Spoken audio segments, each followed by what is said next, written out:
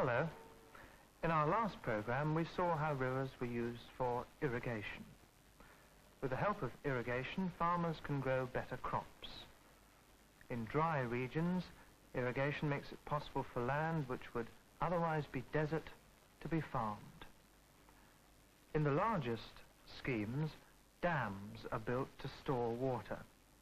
Most modern irrigation dams, such as those in the snowy mountains in Australia, are also built to provide power. And that's what we're going to see today, the use of rivers for power. In earlier programs, we've seen something of the tremendous force of running water. We've also seen the damage that floodwaters can cause. Here, the power of a jet of water is put to good use in this tin mine in Malaya. It's used to wash out the tin ore from the side of the mine. But how else can the force of water be used? Here's a small homemade wheel, which is being turned by the force of moving water. You could easily make one like it for yourself. It can be held upright, or it can be turned over like this. For a long time, men have used this idea and have built large water wheels to do work for them. The wheel is turned by the current in the river.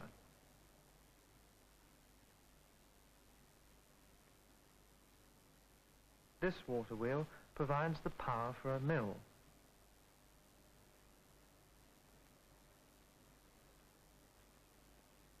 Let's look inside.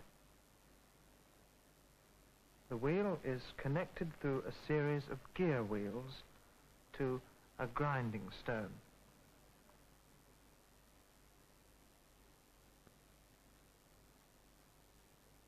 Here's the grinding stone on the top. It's used to grind corn. Rivers are used to turn many different kinds of water wheels. There are two main disadvantages to this form of power. First, many rivers have very little water in the dry season. There wouldn't be enough water to turn the wheel. Secondly, the water wheel is directly linked to machinery. This means that the factory using the machinery has to be beside the river. Most of these riverside factories or mills were small, and the materials they used and the goods they made had to be brought to and from them. Well, despite the problems, early industry used this form of water power. But today, industry uses another source of power, electricity. Electricity is easily sent from one place to another. Do you know how electricity is made? Some of you may have used a bicycle to make electricity for yourselves. The power is provided by the cyclist, pedaling and turning the back wheel.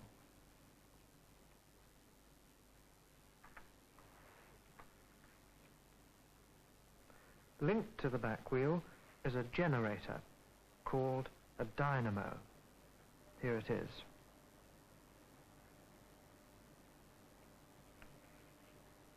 As the wheel turns, it turns the dynamo, which makes electricity to light the lamp.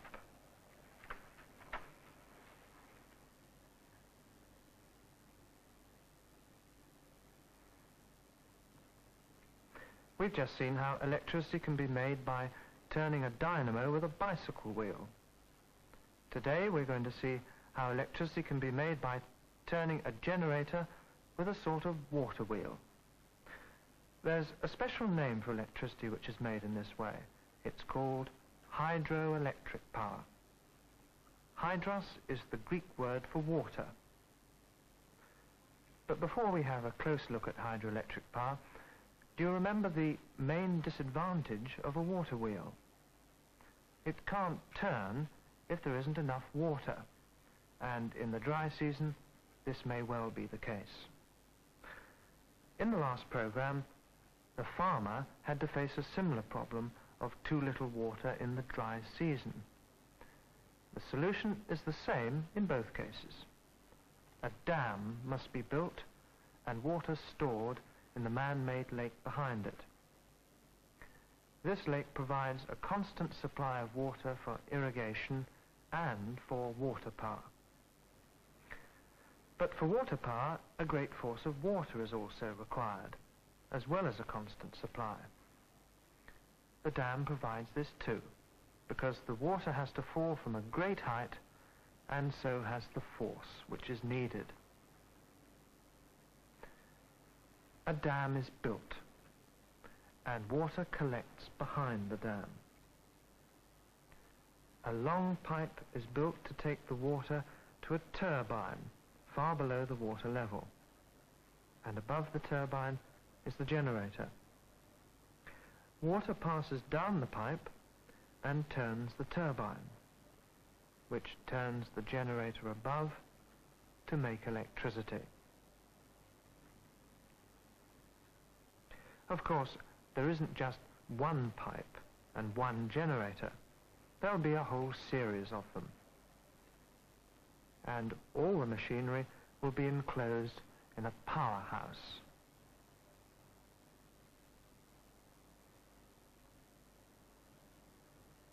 But first, suitable sites for dams have to be chosen.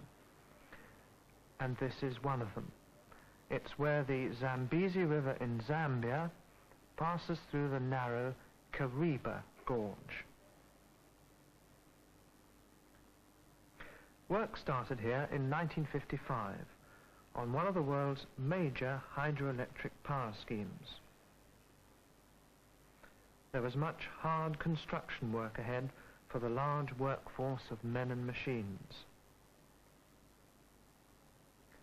One of the first jobs was to clear the land.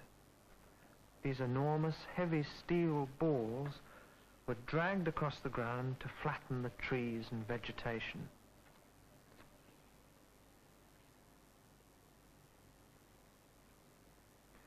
The building of the dam wall itself took several years. One of the later stages was the building of the power station. You can see how large the turbines and generators are. Outside, the cables are lifted up onto pylons. These will carry electricity to industry many miles away. And at last the turbines are turning and electricity is generated. Well, hydroelectric power schemes such as Kariba take many years to complete and cost large sums of money. But once they're built, electricity can be produced very cheaply. Now, let's make sure that you remember how electricity is made. Water is stored behind the dam and is available throughout the year. The water has an enormous force because it falls a great distance down the pipes to the power station below. There, the water strikes the wheel, which we call a turbine, and turns the generator, or large dynamo, above. And the generator produces electricity. In the last program, we said that dams could be used for both irrigation and power. Do you remember the Snowy Mountains scheme in Australia? Well, this is one of the dams in the Snowy Mountains scheme. We saw another in the last program. Remember that the scheme dams the water which flows eastwards and sends it across the mountains through a series of tunnels to the dry lands. Now let's look at a section across the mountains. Here it is. Passing through the tunnels, the water falls several thousand feet and so provides water power for generating electricity.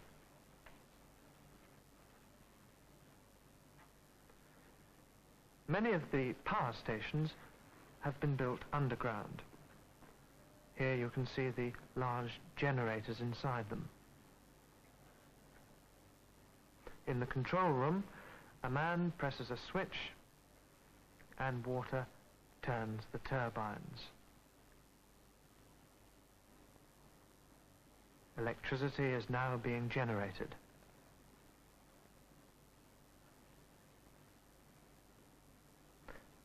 Pylons carry the electricity to the areas where it's needed.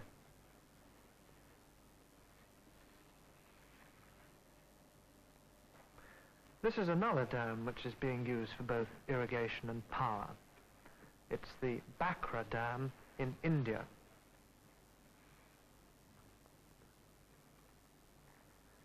The power that's generated by the Kariba Dam is taken to factories and also to farms.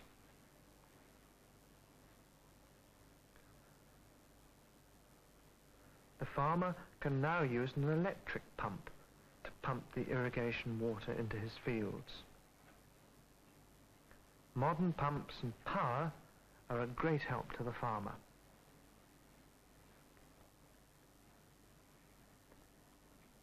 You can see how the use of rivers for irrigation and power goes hand in hand. Now, although power is important for farmers, it's chiefly used by industries. As it's expensive to carry the electricity a very long way, industries which use especially large quantities of electricity, such as those producing metals, are built near the power station.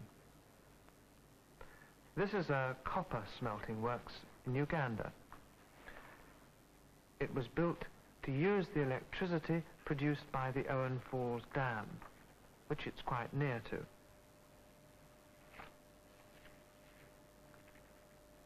A train brings the copper ore to the smelter.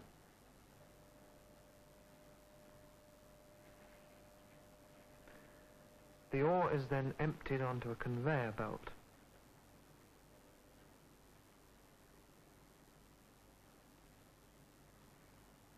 The conveyor takes it to the furnace.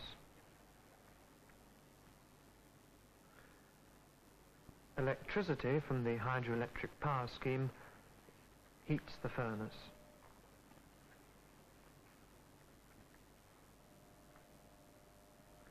In the furnace, the ore melts, and the molten copper runs out. It pours down into molds and cools into large blocks.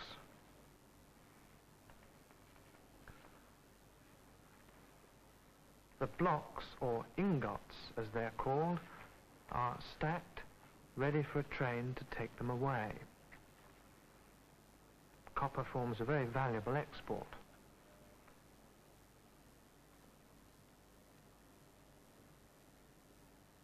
That factory for smelting copper was built beside the hydroelectric power station because it has a very big use of electricity. But of course the electricity can be carried many miles to factories, farms, and to people's homes. Now, it's important to remember what's needed for a hydroelectric power scheme. Let's go over it again. First, there must be a steady supply of water. And secondly, the water must fall so that it has force to turn the turbines. That's why a dam is built. A dam stores water behind it, and it creates a drop for the water to fall. The same water can be used for irrigation as well. Hydroelectric power stations are cheap to run because they use water and not costly fuel. But unfortunately, they're very expensive to build. Now remember these points as we take our last look today at a hydroelectric power project. This is the city of Rio de Janeiro in Brazil. The growth and wealth of large cities like Rio depend on power.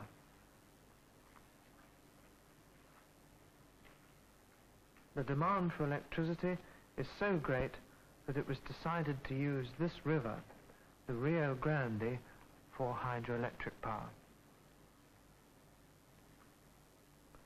At the site where construction work began, the river flows through a narrow gorge.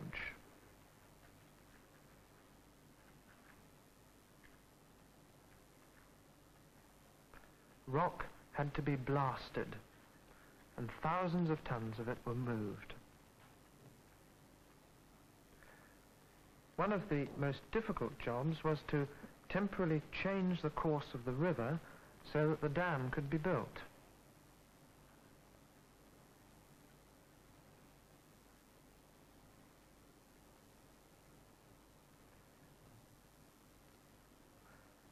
When the main part of the dam was completed, work went ahead on the powerhouse.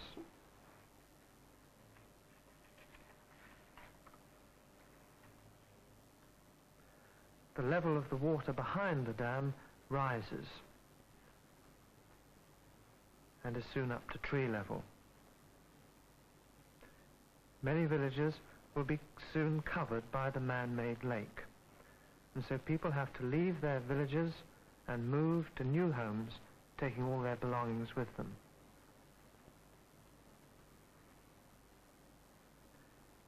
Turbines are brought on enormous lorries to the powerhouse.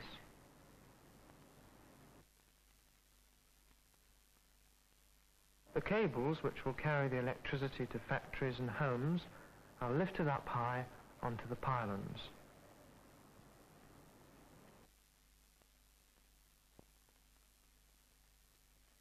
The level of the lake rises high enough for water to pass down the great pipes to the powerhouse. In the control room, all is ready.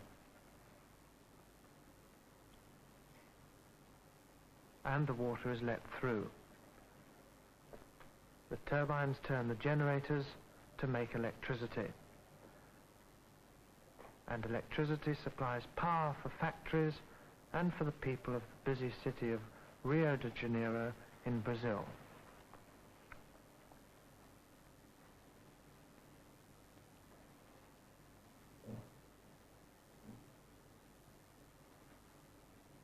In this program, we've seen the use of rivers for power. In some countries, particularly those without coal or oil, hydroelectric power is very important. But in the world as a whole, much more electricity is produced in ways other than by water power. In fact, less than a quarter of the total electricity is produced by hydroelectric power. The rest is made by using coal, oil, gas, and nuclear power. But there are great possibilities for the future. This black circle represents the total amount of hydroelectric power which could be produced if all the world's rivers were used. This small white area shows the actual amount of hydroelectric power produced in the world today. Africa and Asia in particular have rivers which could produce enormous quantities of hydroelectricity. Well, next time we should be looking at another use of rivers, the use of rivers for transport. So until then, goodbye.